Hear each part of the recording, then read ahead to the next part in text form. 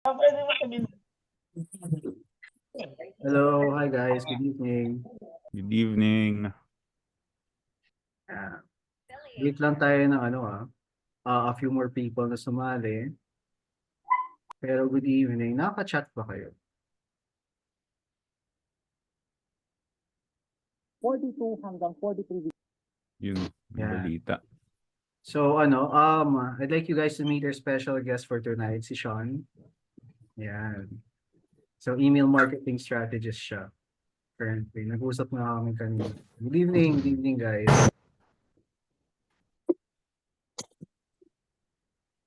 Wait lang.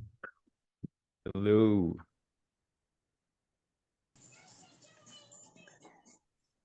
Sorry if weird di ako nakatapat sa sa ibang monitor natin. Maganda talaga pag dual screen eh. Lolo ko kasi yung laptop eh. Good evening. Ayan. So guys, pwede niyo ba comment kung saan kayo right now, kung taga saan kayo? Para lang alam natin, where our viewers are from right now. Cebu City, Team North. Ay, um, lalayo pala. Malayong North,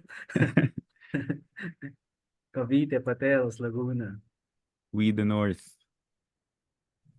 Camarines. Oh, parang umuunti na nga yung mga Metro Manila lately. Oo nga, no? Ibig Zamboanga, sabihin na nag-expand na, bro. oo nga eh. Pero magandang opportunity naman talaga. Ah, yeah, Freelancing. true. Swerte nga ng um, outside Metro Manila, parang mas mura yung mga lupa eh. Totoo yan. Ang mahal. Kahit rent nga dito eh. Ngayon, no? Nag-rent ka Grabe. na ba ngayon? Hindi pa.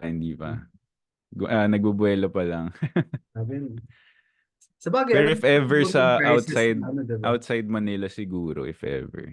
Outside Manila sulit, yung masasabi. Mm, Kasi dito siguro equivalent ng outside Manila, dito condo, doon bahay. 'di ba?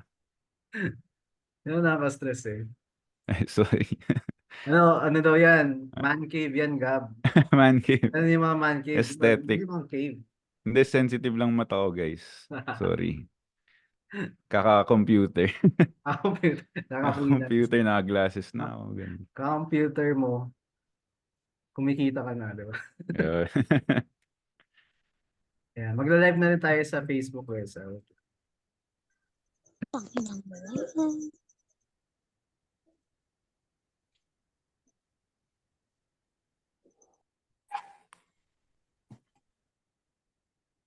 Coding. Ang sarap din mag-aaral ng coding. masarap nga pero yun nga eh, parang give up ko na nga yun eh. Parang Mm, interested naman ako sa kanya dati. Kaso, tawag dito, para maging marketable skill siya or yung skill na kunya makagawa ka sarili mong apps. mm, Ang ang layo ng practice na kailangan. totoo. Minsan nakakaduling yun. Ayan. Ay,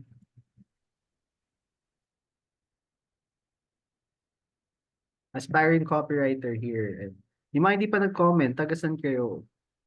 Bataan, North Cotabato.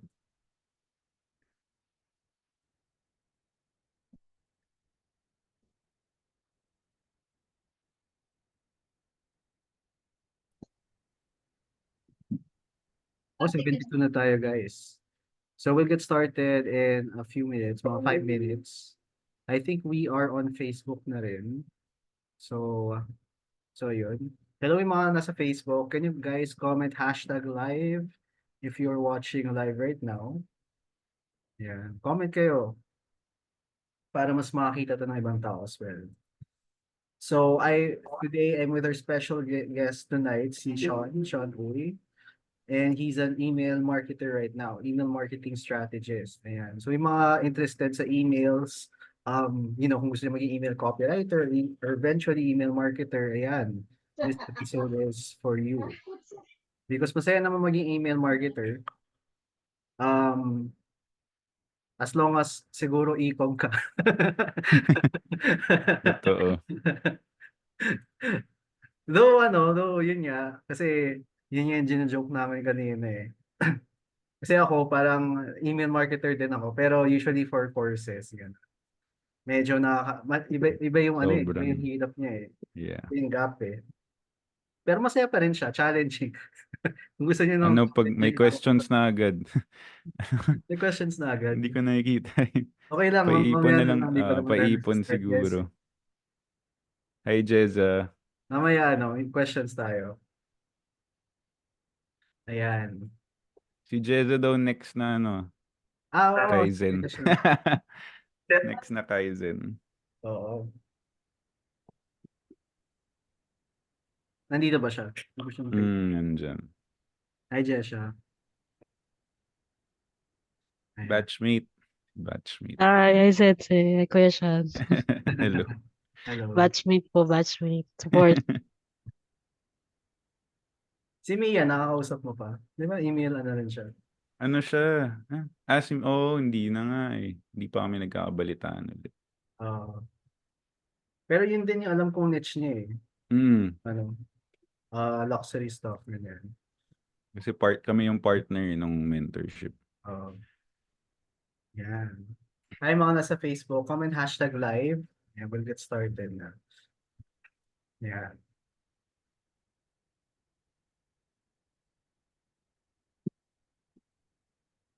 Sige. Game. So hi guys, welcome to Kaizen episode number 31. So yung Kaizen, this is our series kung saan we interview a couple of copy ninjas, inner circle ninjas, and basically kinukwento nila yung story nila. So basically dito sa Kaizen episodes natin, yung goal namin is for you to learn from their journey, yung mga mistakes nila, yung mga failures, as well as yung mga shortcuts na tingin nila tamang i-take. So marami kayong makukuha dito, marami kayong pick up. So make sure to attend our other episodes as well. Yung mga previous episodes na sa Facebook group siya, nandun siya sa under the site, sa guides. So pwede rin siya panoorin. So our special guest for today is Sean Uy, who's an email marketing strategist. And kamusta Sean? Hello, okay naman, Raf. Nakaka-pressure naman yung marami mapulot. Sana may mapulot kayo, guys. Oh, definitely, di ba? Kasi hindi naman biro hindi naman biro maging email marketer. Tapos, nakita ko nga yung plaque mo from EUI. Wala pa nga akong ganun eh. Di ba? Magandang bragging rights yun eh. For those who have generated more than 1 million, di ba, na revenue in emails. So, ayun. Siguro yung first question ko sa'yo is, what's it like being an email marketer? Na-enjoy mo naman? Kasi I think you were not in marketing naman before when we first started eh. No, I wasn't. So yun, parang kwento ko yung after, parang when it started is, let's say after graduation, hindi ko alam kasi gaano ka way back yung pwede ko. But anyway, I finished tourism sa UP. Pero yung gusto ko talaga dati was entrepreneurship sa Lasal. Pero mahal Lasal eh. So, UP na. Yeah, so yun talagang gusto ko in the back of my head. Gusto ko talaga mag-business ever since. So when I graduated from tourism, I never had a clear track of what I wanted to do. Parang being an employee at that time talaga, hindi siya appealing to me. Not that may something against employees. I mean, it's for something personal lang na I wanted to start a business. Basta yun, it wasn't appealing to me. So, when I graduated, I took a gap year.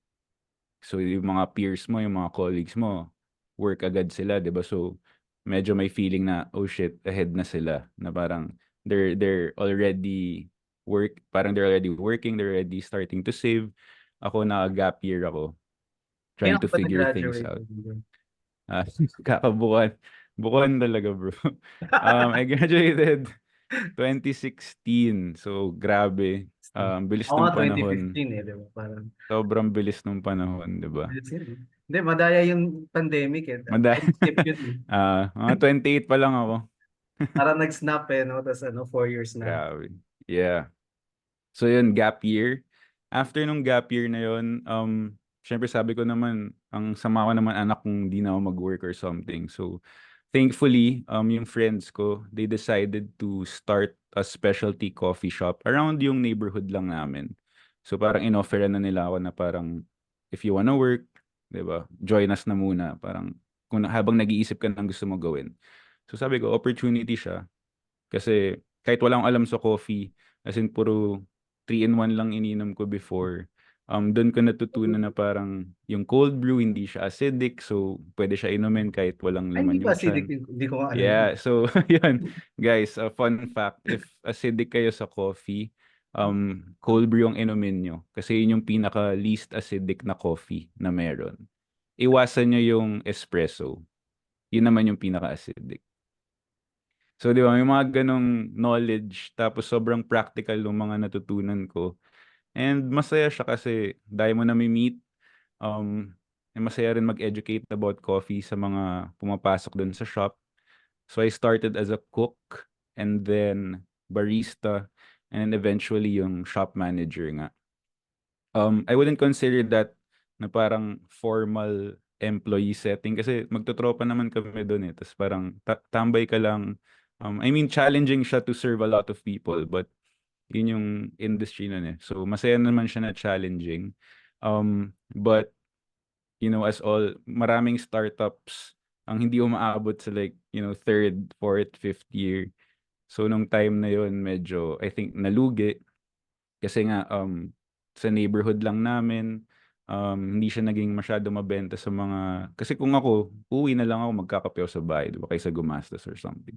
So siguro yun yung nangyari. Nalugi siya. So I had another parang crossroad at that time na alis na ako dito. So I think it's right. It's the right time to try to, apply for a job, a real job, or like be in a corporate setting. So nag-try ako, naghanap ako ano bang pwedeng gawin na feeling ko matitripan ko. Kasi I stumbled across leasing. So parang leasing officer ang ginagawa niya is kunyari building or mall, ikaw magpupuno ng mga mall, parang ikaw maghahanap ng mga shop na na mag-rent doon sa mall, 'di ba? So parang okay, astig to. Try ko nga, apply ako. So nakapasok ako sa, if you guys know, yung mga taga QC, sa Katipunan, yung Regis Building. Doon ako napasok. Okay. In Doon front ako of napasok. Arneo. VR. Doon ako nakapasok. Sobrang thankful ko doon kasi doon sa interview talagang sabi ko walang experience in real Sales estate job or yun. like sales job. Sales Walang job. experience. Pero nagkwentuhan lang kami tapos thankfully hinire naman niya ako. So kala ko, okay, corporate na, corpo boy na ako. As in, naka-pants na, gano'n. Pag first day na pasok ko, parang nagulat ako kasi small office lang din pala siya. So, hindi siya yung in-expect ko na talagang madaming desk, tas yung, di ba, computer kayo dyan. So, parang small office lang siya, parang 8 lang kami na may iba-ibang role. So, parang isa lang ako doon na leasing officer. So, sabi ko, shit, hindi, parang informal na naman na work. So, okay lang din, in-enjoy ko naman. Masaya din naman siya. And that was the time na nag-iisip ako ng side hustle. Kasi may mga downtime sa work, 'di ba? May mga downtime sa work. And naisip ko, sayang naman if hindi ko gamitin yung downtime na yun to study a new skill or like think of what to do to earn on the side. So, yun nga, during that downtime, another thing na thankful ako dun sa coffee shop, I picked up reading. Kasi nung nag-aaral ako, di ako nagbabasa talaga. So dun lang ako sa coffee shop na hilig mag-read. So naghahanap ako ng book, ano ba pwedeng basahin? Tapos I stumbled upon yung FU Money nga, alam mo ni Raf to. So ito siya, may pa-show and tell tayo. Wow. Nice. Stumbled upon, binibenta ba yun sa Fully Book before? Meron, yeah. Pero hindi ko na kasi siya nakikita eh. Nice. So, nabasa rin daw ni Darwin. Ayun, FU Money by Dan Lok. Tapos nung mentorship pa nga nag-joke si Raf na dapat may affiliate link na si Dan Lok kasi ang daming na-introduce sa copywriting dahil sa book niya or something, 'di ba? Actually. Pero at that time, hindi ko alam na copywriting siya. Actually, kala ko lang it's about this rich businessman na i-flex niya yung, alam mo yun, yung lifestyle niya, yung pera niya. And then, sa end, doon niya ni-reveal na yung skill na ginamit niya was copywriting. Tapos, di ba, parang mind blown. Parang nagbabasa ako nun before umalis sa work. Tapos parang, copywriting, ano yun? Di ba, parang, at that time, I think, anong year? I think 2019 or, yeah, mga 2019. Title ng book is FU Money. So, Toot You Money by Dan Lok. DANLOK. Pero huwag niyo na siya masyado i-idolize. De, joke lang. Oo, kasi Um, ng mga ah, revelations sa kanya. medyo Kaya sketchy. hindi na siya sikat eh. Ah, pwede naman. Binabawasan ko lang yung mura ko. Sorry naman, Harel. Yeah. So, I read the book. Sa ending nga niya ni-reveal na copywriting yung skill. And my mind was blown na parang, ano yung copywriting? Alam ko yung copyright, di ba? Na pag copyright yung song na to or yung picture na to. Pero I didn't know copywriting. So, yun. That's when, every time before I leave work, mag-research ako, maghahanap ako, ano ba yung copywriting, what's it about? Tapos, syempre, naghanap ako ng group sa Facebook. Una lumabas yung Copywriting Dojo. So sabi ko, wow, may group sa Philippines na mga nagka-copywriting. Sige nga, sali nga ako. Hindi ko makalimutan yun na before ako umalis ng work, wala nang tao sa office. Pinapanood ko yung mga free mga ano pa yung mga free video mo doon, yung mga Tuloy, hindi ko nga alam yun na intro, mga dinaan. Ogilvy. Doon so amazed ako na, wow, there's a skill na parang persuasive writing and it can, help you earn. So, ano ba, after reading yun. So, okay, may work ako. Okay yung work ko. Tapos, may alam na akong pwedeng gawin na sideline, which is copywriting. Ilang months pa lang, nag-pandemic. So, nga, 'di ba? Parang hindi naman pwede yung work ko sa pandemic kasi sales nga siya, you have to talk to people, you have to meet up with people. So okay, off the table na yun. Out na yung leasing, which is funny kasi I thought I was gonna be in leasing for a long time. Like kala ko after Regis sa ibang mas malaking company naman ako magli-leasing. So okay, isip tayo ng pandemic. With the little savings I had, dun ako na parang, sige, gamitin ko na to for like really learning and going all in on copywriting. So that's when I took the course of RAF. Yeah, so pandemic checker notes. Ayun, before the mentorship, nagka-gig naman ako. I got it from Online Jobs PH. It was I was writing copy for a drop shipping company for $5 an hour. So, 'di ba parang ngayon pag inisip ko siya, okay, $5. Pero dati parang, uy, dollars, tas parang, oh sige, tatagalan ko mag-work para ano. Pero in comparison mo kasi, like kung galing ka naman sa typical salary sa Philippines, di ba? Parang mm, okay siya eh. Sa totoo lang. tas nasa bahay ka lang, Ah, sulat ka, 'di ba? And dun ko unang na-experience yung doon ako una natuwa with what the skill that I've learned kasi um nagke-create ako ng copy for mga products ng dropshipping. So papapugiin kasi usually ang dropshipping galing lang China yan. Tapos gagandahan mo lang yung branding tsaka yung mga descriptions. If di ko alam if na-mention na ni Raf yung mga features and benefits, yan favorite ko yan. So doon ko una nakita na nag-produce yung ginawa kong copy na nag-convert talaga siya. Kasi nakita talaga yung sales, makikita mo yung sales ng particular item na yun. So, kita mo talaga yung results. Um, Umalis lang ako doon kasi one, yung nakaano mag-time, yung time tracker. ako nga, naka-time tracker ka pala, no? Naka-time tracker ako noon. Okay. Tapos every time, parang every, let's say, 2 hours or 30 minutes, mag-screenshot siya. So, Oo. yung ganun Tapos talaga. measure niya pa yung ano, yung parang activity, yung mouse activity. Tutok talaga. So parang grabe naman to, 'di ba? Tapos naisip ko nung medyo gumagaling na ako, nasanay na ako sa work, mabilis ko na nagagawa yung ano yung mga product description eh. So bakit ako nagstay pa dito na binibilang yung per hour ko kung kaya ko naman, 'di ba, mag-produce ng madami. Tapos na ano ko rin yung siguro yung ethics ng dropshipping kasi makikita mo rin doon na hindi ko na alam yung nangyayari pag dumadating sa customer eh. Like, bahala na talaga eh. Kumbaga middleman ng dropshipping. So, So parang may online store lang sila, they get it from China, papadalin dun sa nag-order. Di natin alam kung, 'di ba, tama ba yung product, may sira ba siya. So parang ayoko naman magsulat for that. pag dropshipping, parang marketer ka lang din. Parang affiliate marketer ka lang eh. No? Parang It's not your ganun. business technically. Middleman talaga. May supplier talaga sila. Water break. So yun, that's when I decided talaga to try and join the mentorship. Iba pa rin yung mag-aaral ka ng course mag-isa.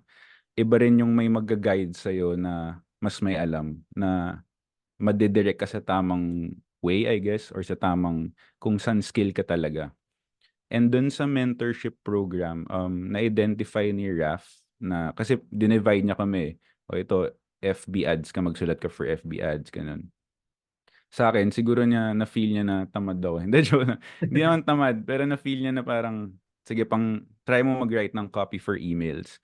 Tapos nung chinek ko, okay, email copy kasi usually, lalo na pag e-com, it's short, it's concise, hindi siya yung parang copy for landing pages or, if you're gonna write copy for coaches, sobrang research, Yung sobrang, pinag-uusapan nga namin kanina eh. yeah, Diba? sobrang research, diba? Sobrang haba. May storytelling, kasi iba-ibang Mm. klaseng value, yung i-share mo.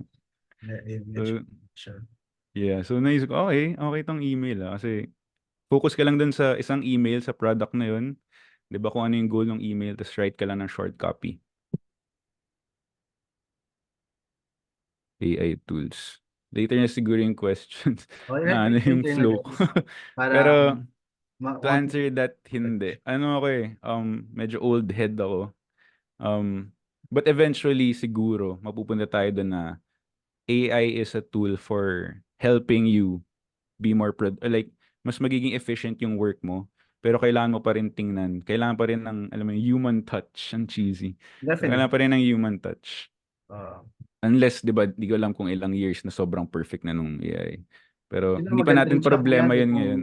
kung may mental block ka sa subject line, pwede. Mga Totoo. variations. Yeah. May helpful siya doon. Pero yun, tsaka na natin problemahin yan. Kailangan pa nila natin ng tao. So yeah, mentorship, sinabi niya na email copy yung itry mong niche. So, okay, trinay ko yun. I went with him, I trusted Raf. And then after the mentorship, so from $5, yung una kong gig, na-land ko after the mentorship is my first $1,000 gig. So parang Wow. from, wow, knocks. Na, So, ayun, from yung $5 na time track, sobrang bantay sarado ko. Itong 1,000 na to, it's fixed per month. May task ka lang per day. Hindi siya yung walang time tracker. So, sobrang solid niya. Email copy to. So, bibigyan na lang nila ako ng task na parang, okay, email for this brand. Ito yung goal ng email. Sulat ka copy, send ko sa kanila, sa designer. Yes, magagawa niyan. so, ano Um, nangyari nung nakuha mo yung client na yun? Tumagal ka ba doon? Hindi. Siguro a good 6, 7 months. I Okay na rin. mean, Okay na okay na rin. rin. Okay na rin. I mean, sa freelancing naman talaga kasi parang masasanay ka din hopping from one client to another in general. Actually, good good na bring up mo yun kasi dun yung parang jump off point ko kung ba't ako nag-decide maging email marketer. Hmm. Bakit? Anong na-realize mo? Okay, kasi 'di ba, um, ako yung una eh. As a email copywriter, ako yung mauuna. Ako yung magsulat ng copy, pupunta sa designer. Ito na, in-explain ko na. So, copywriter, ako magsusulat ng copy for the email. So, kung ano yung nakikita mong words dun sa email, ako yung gagawa nun. Tapos, isasend ko yun sa designer. Siya yung magko-compile nung sinulat ko, gagawa niya ng design yung email. Tapos, mapupunta dun sa email marketer, sa strategist. Siya yung final na mag-check, tapos siya yung magsischedule. 'Di ba? So, sa kanya rin galing yung email marketer, yung strategist. Sa kanya rin galing yung instructions na susundan ng copywriter tsaka ng designer. Like, I want an email, 'di ba, parang educational email or blog email. Tas may mga instructions yun. So, yun yung difference ng email marketer tsaka copywriter. So, content yung sa copywriting, yung sa strategy, yung overall, yung parang overview ng buong email. So, doon ko na-realize na parang, kasi tinanggal ako nga after ilang months kasi hindi daw nag-produce yung mga emails. So, masakit, di ba? Parang, as someone who takes pride in their work, masakit siya marinig dun sa nag-hire sa'yo. Siya yung strategist. May agency siya. I mean, self-agency dude, di ba? Uso naman sa States yun. So, parang doon ko na-realize, wait, gumawa ako ng copy as best of my ability. Yung designer, ginawa rin niya yung work niya. What if sa strategy side, 'di ba? What if may pumalpak sa strategy? What if hindi mo na-send ng tamang oras or like, mga ganun, 'di ba? Tsaka offer Parang, product problem. tsaka galing sa yung instructions eh. Galing sa yung gagawin naming email. So, bakit ako yung natanggal? So, sabi ko, sige, mag-upskill ako ako na lang yung gagawa ng strategy, 'di ba? Ako na lang yung mag-email marketing strategist. And since yun nga, so yun yung jump off point ko. Now I'm an email marketing strategist. Copywriting, I would say, opened up avenues for me na hindi ko may imagine, like nawalan ako ng work sa pandemic. Di ko naman alam na magiging freelancer ako. Di ko naman alam na magiging, di ba, copywriter, email marketer ako. Tsaka sobrang gandang foundation na nag-copywriting ako. Kasi doon sa mga interviews ko recently, okay, strategist ako, pero naging copywriter muna ako. So if ever may kailangan ng quality check or like may kailangan ako i-share ng mga techniques about copywriting or like alam mo yun, may eye ako for copy. So mas may tiwala sila sa akin sa work, 'di ba? So magandang foundation siya kaysa email marketer lang ako, 'di ba? At least email marketer ako na naging copywriter din dati, 'di ba?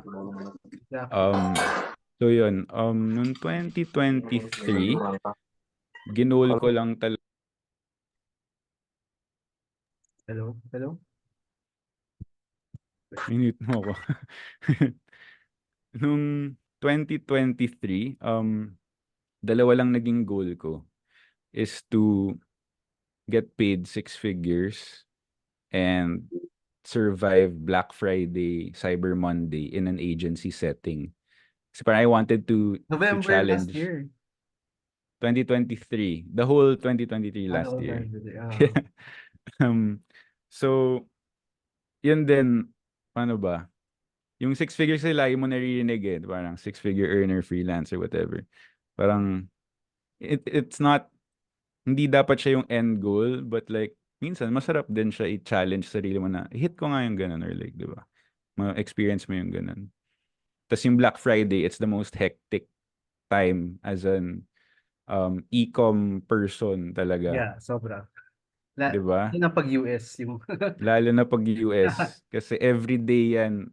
As in, ang best practices sa email is mag-send ka, let's say, once a week. Di ba?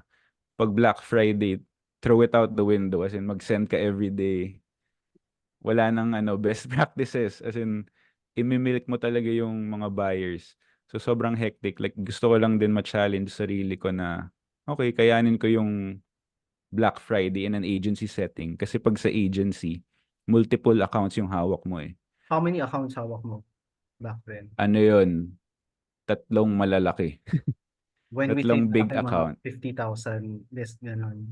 50, so magsisend ka ng email to 50,000 people, 100,000.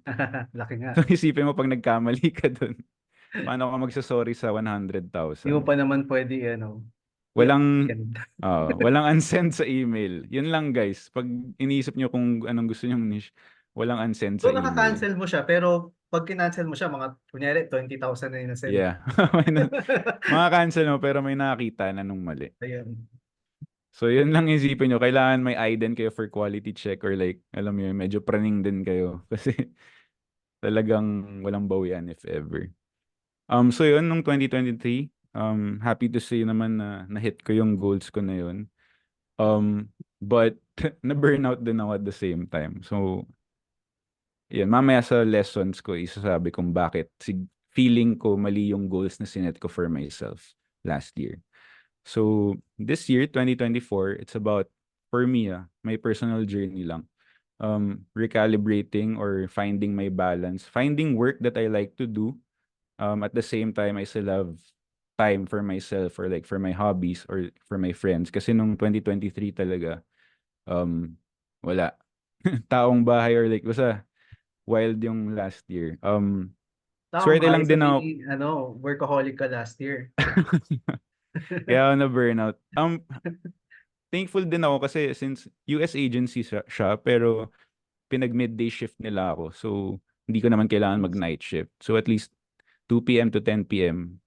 Pero usually overtime. Pero, okay na. Pwede na. Ang dami rin kasing night shift eh. So, pass ako dun. Yun lang. Yun lang. Yeah, so, di ba, guys, may clients naman na pupayag na kahit hindi man same time zone sa kanila eh. Kasi yun nga, yung copywriters kasi usually deliverable based tayo, parang alam mo yun, as long as magawa mo, schedule mo yung emails, ganyan, magawa mo yung copy, yun yung maganda, mas flexible hours natin. Yes. Ano next? Limiting beliefs. So tawag dito. Pero prior to that, for agencies yung mga nakatrabaho mo. Hindi. For actually nung 2023, yun yung first time ko mag-agency na email marketer na ako. Na email marketing strategist na ako. Oh, wow. So before nun, puro direct. Though, mas mababa yung pay kasi yung mga nakukuha ko rin naman, hindi rin naman sila sobrang laking store. At least, na-experience ko rin yung from the ground up. Ako yung nagtatayo. Like, ako yung sa copy, sa design, kahit medyo basic lang tayo, di ba? Kaya yan, sobrang dumali rin siya nung nag-agency na kasi focus ka na lang sa strategy, sa work mo. May taga-gawa na nung copy, may taga-design na. Pero So, anong yun. preference mo ngayon? Like agency pa rin or like direct? Ngayon, may mga tinutulungan naman akong direct, pero local lang. Gusto ko lang din matry. Kasi sayang eh. Okay, sabihin natin mababa yung pay, pero rare ka makakita ng local stores na may Klaviyo. So medyo ahead na sila, 'di ba? Kaya gusto ko rin Masaya tumulong. local clients para mas full siya. So nakakatuwa rin siya ngayon. If ever mag-agency siguro ako, baka mag-try ako ng ibang role. Though kasi yung strategist is nasa ano ko na eh, kumbaga I can always apply to be a strategist. Siguro it's just this year I just want to try new skills or like explore new skills. Oh, why not? Diba? Yeah. Hindi masaya din yan. So tawag dito. Sige. So next naman, what were your, let's say, internal struggles or self-limiting beliefs throughout your journey the past few years? Yeah. So sa limiting beliefs, narinig naman natin yan and I guess marami na rin nagsasabi pero imposter syndrome, di ba? Like basic. Ano talaga siya eh, sa utak mo talaga eh, na parang tama ba to? Like, are my skills enough to be applying for this role? Di ba? What if sabihan nila na ano yung skills ko medyo mababa, parang ganun. So may ganung imposter syndrome. But at the same time, sa utak mo lang yun eh. If alam mo sa sarili mo na you did the work, nag-aral ka, um, parang just do it, dude. Kasi ang imposter syndrome talaga, it's in your head. Like yung fears, it's in your head talaga. Nawala ba yung fears? Like even until last year, ganyan. Or right now? May times pa rin, like pag wala ka talagang client, may times talaga na bumabalik siya. Pero again, pag na-land, kunyari na-land mo yung work or whatever you're gonna apply for, tas may imposter syndrome ka, parang isipin mo, ano yun? So parang sinasabi mo yung HR nila, walang, di ba? Parang they hired you for a reason eh, di ba? Exactly. May nakita sila sa inyo na kaya mo gawin yung work and it's just your brain na ganun. Yeah, that's a good way of putting it. Mhm. Tas may mga, minsan iniisip ko, should I take, parang before starting another job, should I take more courses? Should I join more communities? Yung mga ganun.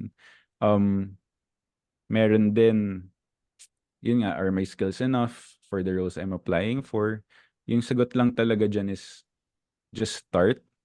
Important is yung you get your foot in the door. May mga times na um, ina-accept, parang pinapababa ko pa yung offer sa akin para lang sure na makapasok ako. Kasi once you're in, madali mo na mapoprove yung sarili mo or like mabibigyan mo sila ng value na okay, ito yung kaya kong gawin. Tsaka dun, mas madali na mag-negotiate na okay, pwede ba natin taasan yung ano. Kasi makikita naman nila eh if ginagawa mo yung work ng tama. And may mga clients talaga na would be happy to, give you a raise and stuff if tinutulungan mo talaga sila. I agree. I agree. Kasi So, 'di ba what if let's say okay, usap na kayo. Ano yung gusto mong rate? Tinaasan mo ng sobra.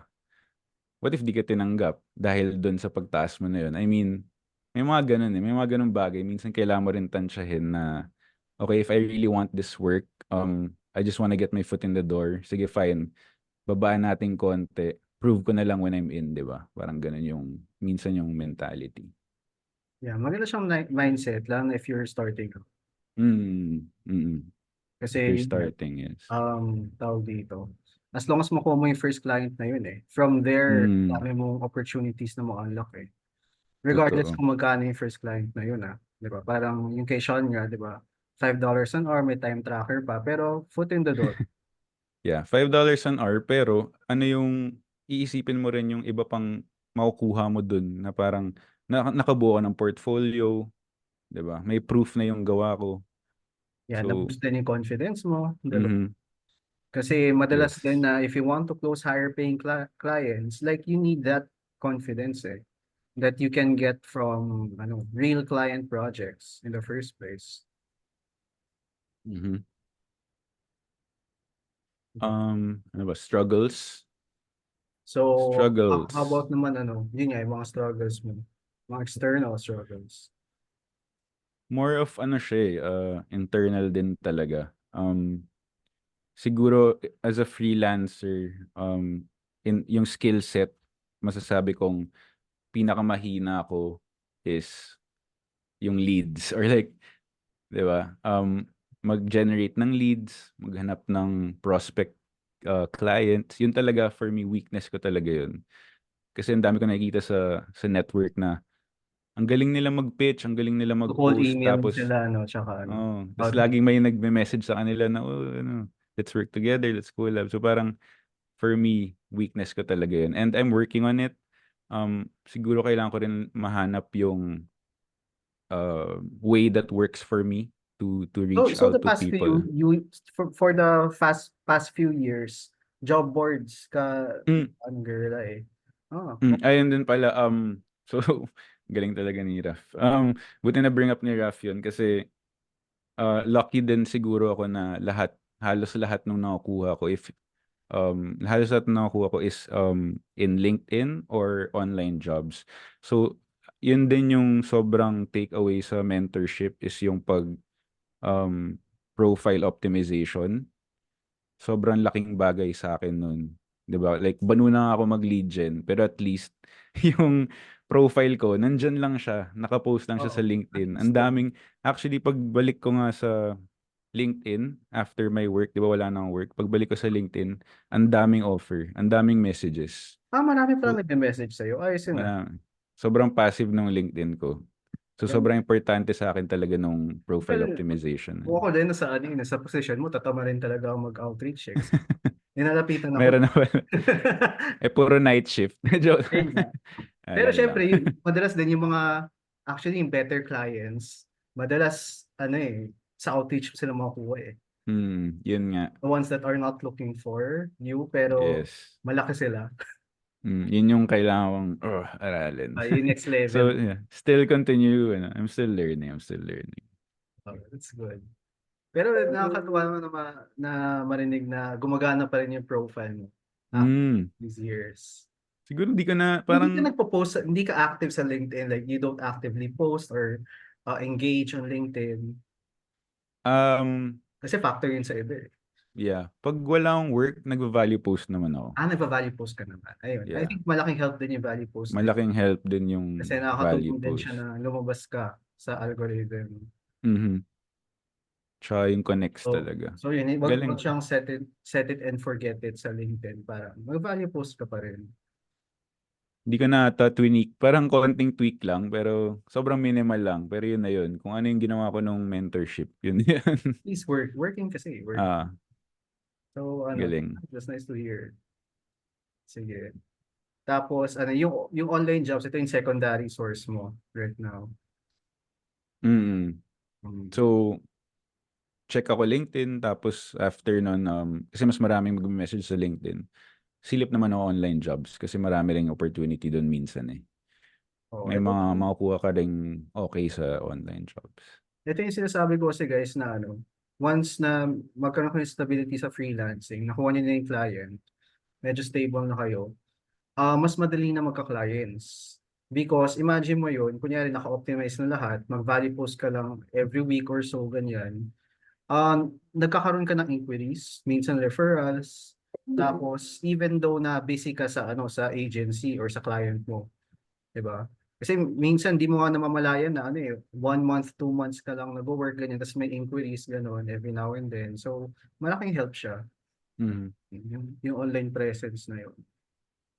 Yeah. Sobrang laking tulong as in, kung wala yung email marketing or copywriting, hindi ko magagawa to ngayon na alis ako, I'll take a break, like, di ba? Parang hindi ako kampante kasi dahil lang naman ako nagka-luxury like to take a break is because of, what I earned or what I've saved from freelancing. So, parang gaano katagal ka naman naka-break?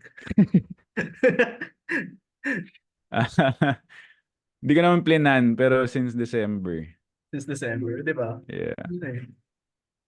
So, So, syempre, yun, guys. yun nga, yung mga katulad kasi ni Sean, like, kampante na sila. They have the skills na alam nila they can get another client. Alam mo yun. So, kaya yung mga breaks na ganyan, hindi siya very, anxiety ridden. Yun din maganda. Pero right now, wala ka pang naisip na skill na like gusto mo i-explore, ganun. Meron naman. Actually, means natutuwa rin kasi ako sa design eh. So, Wow. gusto ko rin Like design, graphic design. landing pages. Landing page, masaya din siya. Di ba? Parang may mga gusto kong ma-explore. Sa ClickFunnels, Kajabi, okay Pero din. siguro as a side, na rin yun? Side skill na parang habang para tanggal umay na joke lang. Habang email marketing, di ba? Pag gusto ko mag-design, may ganun ako mga Tsaka gig. maganda maging holistic na marketer na 360.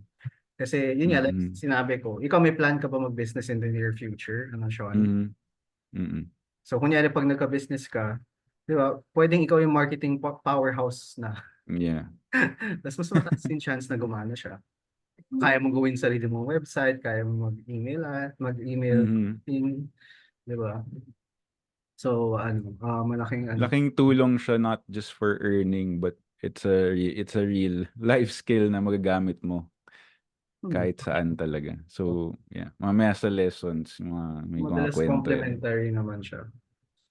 So, ayun, how about what would be the 3 lessons that you would teach your younger self or yung mga ililive mong lessons sa Mm. sa viewers natin mamaya?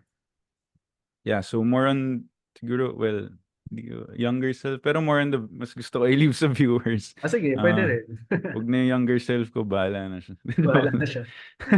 So yun, lesson number 1, yun na, as we were talking about kanina, copywriting is a very useful and practical skill. So itong 3 lessons na sasabihin ko sa inyo, may kasama siyang mga short story. So parang backstory ng lesson. Oo, gusto ko So, yan so ba't ko sinabing useful siya and practical yung copywriting?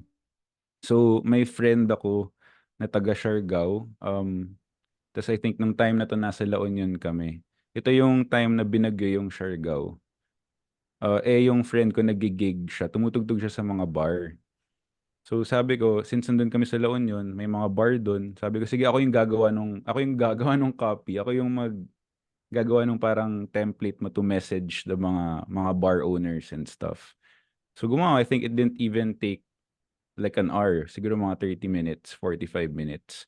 Ginawa ko siya with the things I learned in copywriting. Tas ginamit niya. Ayun, siguro that weekend, nagka 5 gig siya or something. So, Uy, grabe, seryoso. yes, parang, uy, Yeah. nagamit ko, ayos. Tuwa rin naman siya, di ba? So parang, other than iniisip natin na laging for earning siya, it's also a skill that can help your friends, yourself, or your family. So sobrang solid. Second lesson, make meaningful connections and cherish them. Ito yung mga nandito sa group, parang connections yun na yan. Ang nangyari kasi sa akin sa LinkedIn, so siyempre building connections, adding people. So may naka-add ako na parang Indian siya, dude. As in, email marketer din na Indian. Tapos, lagi lang kami nagkakamustahan kung sa journey namin. Weirdly, Talaga? like, out of Accountability nowhere. buddy. Accountability body. Naging ganun ko siya na parang, oh, musta, are you applying for ganito? Ano yung mga na-try mo ng role? Parang ganun. Tapos, may time nga na napasok na ako dun sa agency. Dun sa email marketing agency. Tapos, sakto nag-message siya. Nag-apply din siya dun. So, naging colleagues pa kami. Naging magka-work pa ayos kami. Tapos siya yung parang, yun nga, accountability body. Tapos siya yung kachika ko dun sa work. Na parang if wala siya siguro, mas hindi ako tatagal dun sa agency. So, di ba, parang galing. Naging full circle yung random connection. Naging ka-work mo. Tapos kahit hanggang ngayon, parang siya yung inside man ko. Then, joke. Siya yung inside scoop ko dun sa agency. So, yun. Keep making connections and you never know kung makaka-work mo sila someday, makakulab niyo sila. Yung last siguro is yung na-mention ko kanina, why I got burnt out. Yun talaga yung biggest lesson ko last year. So siguro don't let your goals be the end all be all, or like try to reframe your goals, parang enjoy the process more. Kasi yung nangyari sa akin last year is, okay, ito yung gusto ko ma-hit. If I hit X amount of savings or like after ng Black Friday, ma-survive ko lang. Nung nangyari yung dalawang yun, nawala na ako ng gana. Nawala na ako ng motivation. Parang okay, na-hit ko na. Hindi ako nag-think ahead na parang okay, what's next? Or like, anong goals pa pwedeng gawin to improve or whatever. Basta na-hit ko siya, nawala lahat ng motivation. Tapos na-burnout ako. So parang, siguro reframe the goals to make it more about the journey, like what you can do every day to improve, or like little goals, or like kung medyo big goals man na challenging, like what happened to me, siguro mag-isip ka na ng, okay, pag na-hit ko to, next step, anong pwede pang gawin para hindi ako ma-demotivate. So yun. Yeah, nice. I really like your 3 lessons. So, Thank you. totoo yun. Totoo actually yun. Yung parang you have to enjoy the process. Na don't just focus on the end goal. Kasi yun nga, parang yung journey yung dapat mong fino-focus eh. Mhm. Alam mo, yung the now. Well, it's good to have, isipin mo yung goal mo, that's for direction. Pero technically, 'di ba, you're living in the moment now. You have to actually make the most out of it. 'Di ba? Kasi ako din parang prone din ako sa burnout lalo na before, ilang beses ako na burnout eh. Mm. Same exact reason, ganyan. Parang yung dun mo masyado naka-narrow down sa goals, 'di ba? So we are supposed to enjoy the journey as well. Ayan, kasi masaya naman na tipong lalo na 'pag na-achieve mo yung work-life balance, 'di ba? Talaga. So I think yun din yung parang isa sa goals mo Sean, this year eh. Mm. Yes, work. Work-life Ayun balance. pala, nakalimutan ko i-show and tell yung yung books na talagang tumulong sa akin this 2024 to parang mas Oh, reader ka na. reader na eh. Panis. So that's called Ikigai. So Wow, meron ako niyan Ikigai. dito, hindi ko pa siya nabasa eh. And how to Ikigai. Parang sinasabi niya, look for what you like doing. Parang kilalanin mo sarili mo. Ano yung mga gusto mong gawin? Saan ka natutuwa? What makes you wake up? 'Di ba? Parang, do you like helping people? Do you like mga ganun? So parang, if you find your ikigai, kasi parang ang diagram siya, something you can get paid, something you like doing, something you're good at, parang ganun. So yung gitna niya is ikigai. If you find that center, kumbaga may North Star ka na and hindi ka na siguro may hirapan sa anong gusto mong gawin. So, yun guys. Good read siya, promise. Yeah, maganda Kahit, nga kahit maging skip goal. niya na yung FU money. Kahit skip niya na. Oo, kasi may issues na si Danlock. Mm. Pero maganda nga yung Ikigai. Siguro disclaimer lang, like, it's okay na hindi mo muna siya mahanap right Mm. now. Ganyan. Kasi I think that's a lifelong journey eh. Sometimes hindi Yes. natin alam actually kailan eh. 'Di ba? Mhm. Kailan mo siya mahanap. So parang siguro at the moment muna, what you need at the moment. So if it's financial, ayun, doon ka muna mag-focus. Kasi eventually, yun nga, kung medyo nawawala na yung problems doon, it's good to chase nga yung ikigai. Ganyan. Kasi more of purpose-driven din siya, Mm. di ba? Self-actualization as well. Yeah. Pero siguro ang madadagdag ko lang kahit nasa work kayo, magagawa niyo yun eh. Like, i-list niyo lang siguro yung in your day-to-day, i-list niyo yung mga pinaka-trip niyong gawin or sa mga pinaka-ayaw niyo. Parang from there, manonote mo na eh. Like, ano ba talaga yung, di ba? What do I like doing in my work? So, pwede rin siya i-apply sa work. Yeah, definitely. Kasi Yeah. kung nahanap mo yun, parang you won't even feel like you're working. Mm, Tapos, okay pa yung kinikita mo. Yung exactly. nakakatulong ka ng mga tao, gano'n. So, sobrang saya na mahanap yun. Ayun. Hindi ko nga alam kung nahanap ko na siya eh. So, parang, hindi ko na alam Continuous, kung ano siya, yeah. continuous journey rin lang. So, maganda nga yun. Tapos, agree din ako sa ibang mga nasabi mo din. Yung sa connection, sobrang important nun, guys. So, that was a lesson that I learned siguro at the early parts of my freelancing career na don't burn bridges. Mm. Because yung mga connection, sila yung tutulong sa'yo. Like whether or not you like them actually. As long as okay kayo, So, don't basta burn bridges. civil. Don't burn bridges kasi yun nga, totoo yung mga nagkakaroon ng referrals within the freelancing community, yung mga dati mong katrabaho, yung dati mong Mm, boss, totoo yun. Even yung mga nami-meet mo sa LinkedIn, di ba? Sean? yes. Tsaka sa Facebook, ayan. So mas maging friendly tayo kahit introverted ka, alam mo yun, kasi lahat tayo kailangan ng connections in general. Mhm. So kung gusto niyo din seryosohin yung freelancing, alam mo yun, parang seryosohin niyo din yung building connections with other freelancers as well. Because at the end of the day, malaking tulong yun. Malaking tulong yun sa journey nyo, actually. Di ba? Tsaka yun, very practical skill naman talaga yung copywriting. Parang um, may mga nagtatanong nga minsan sa akin kung pwede siya gamitin sa sa mga dating app eh. Ganun. So, hindi ko rin recommend yun Pag sa profile mo, no? sa Gamit ka profile. ng persuasive, copy. Di ba? Tsaka, yun Why nga, not? it's a life skill nga. Kasi you need persuasion almost every day. if you want to negotiate a raise, ganyan. Or if you have a new business, you're putting yourself out there, you're helping people, 'di ba? Sobrang useful ng copywriting. Especially if you want to start your own business in the future. Nakakatulong siya. Yes. Totoo. So ayun, meron ba tayong few questions, guys, before we end today's session? Baka may few. Sorry sa mga natabunan na questions, pero Oo. kung maalala nyo, sige, sagutin namin Yan. Kung sa may main chat dito. question kayo.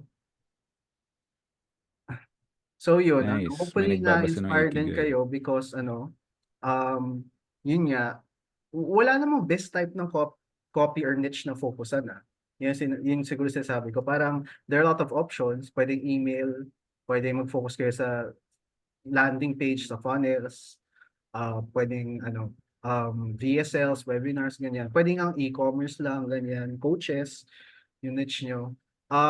You just have to find the right one for you. Pero if you can't find the right one for you yet, okay lang. Sabi nga ni Sean kanina, foot in the door. Mhm. Whatever, kahit generalist pa yan na copywriting job, get it muna. Eventually, you will hit clarity. Ano-ano po yung common tools na ginagamit nyo when you started copywriting or email?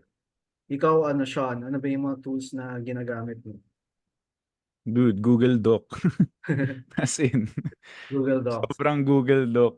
Walang fancy, lahat ng notes ko, lahat ng drafts ko, nasa Google Doc. Nasa G Drive ko.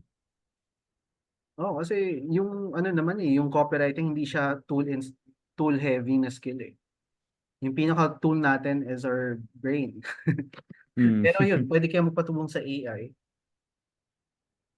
How to find the right niche. So I think na-answer ko siya kanina, yun nga. Kung nahihirapan pa kayo at this point, wag niyo muna siya hanapin. Like, get your foot in the door muna. Take a copywriting role kahit sa agency siya. Eventually, mahanap niyo siya. Kasi most of the time, doon na-stock yung mga newbies eh. Naghahanap ng niche. Pero how can you find your niche if you haven't even tried copywriting yet in the first place? Ayun. So, wala na ba tayong questions, guys? Kanina ang dami. Okay. Saan po kayo humuhugot ng inspiration to write? Tanong niya. Graph. The joke. Yung usually kasi pag copywriting, you're not writing out of thin air naman eh. May mga instructions yan, may mga goal ka, like what's the goal? To sell ba? To give value? 'Di ba? Ano yung subject? Like ano yung product? So it's not, you base it on those. It's not really parang out of nowhere, sige magsusulat ako. Tama ba? 'Di ba? Ikaw. Makes sense. Ayan. Is it advisable to do every niche? Hindi naman. Parang like eventually ma-discover mo siya eh. Like siguro hindi ka magfo-focus sa isa-isang niche ah. Like just becoming a generalist copywriter. Makakatry ka ng madami. Lo. Kapag po ba nag-ask si client ng isang Tabunan. copy, matik po ba na si client magsasabi kung kailan magsasend ng docs? Gets ko yung mga tanungan niya, yung mga ano na to eh. Overthinking. Ano ba? Usually yan, bro, may pag-uusapan kayo like, okay, ito yung kailangan kong copy, let's say email or landing page. Tapos bibigyan kayo ng timeline for the deliverables. So nasa usapan niyo din yun. Wala namang nakaset na, 'di ba? It depends on sa client mo rin or sa description ng mga role.